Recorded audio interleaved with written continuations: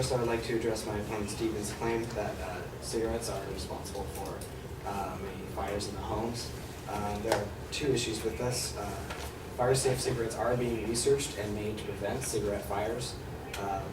According to Homeland Security, U.S. Fire Administration, efforts have been made to design a fire-safe cigarette, one that's designed to extinguish itself when not actively smoked.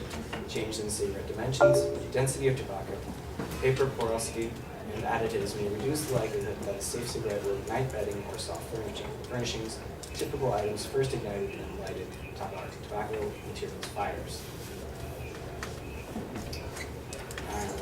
Second, also from the U.S. Fire Administration, legislative measures undertaken in the Congress of the 1990s mandated fire-safe cigarette test methods.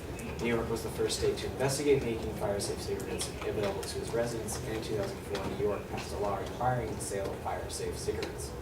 Meanwhile, the Cigarette Fire Safety Act of 2004 was introduced to both houses of the U.S. Congress and then again to the U.S. Senate in 2005.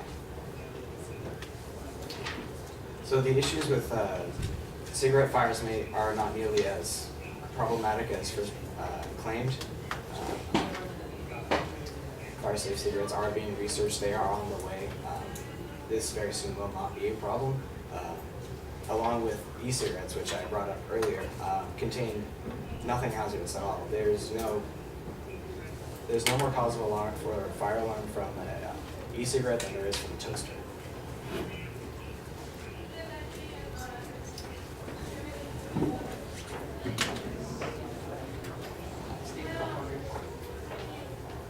Second, banning smoking indoors would not necessarily prevent secondhand smoke from entering buildings from the outside.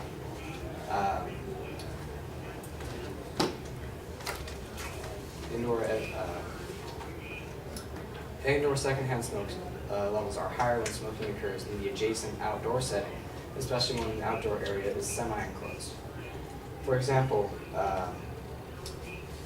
concentrations in indoor halls are more closely correlated with outdoor concentrations measured near main entrances than with indoor control, as in a non-smoking area far from the main entrance.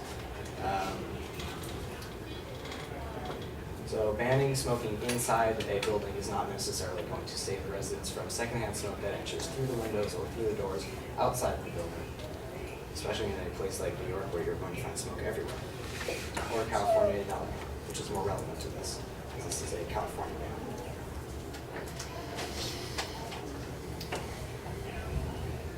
ban. Further, a smoking ban would represent government overreach. Localities already further regulate smoking more than the state level does. Local jurisdictions may regulate smoking more strictly than the state. Many California communities have established smoke-free registries for private residential apartment buildings, which range from complexes where smoking is entirely prohibited, whether inside private dwellings or where smoking is, or outside, to those where certain sections of dwellings may be designated as smoking dwellings. Most California cities allow landlords to regulate smoking at will. It is completely unnecessary for the state of California to enact a law that regulates smoking for all apartments everywhere in California.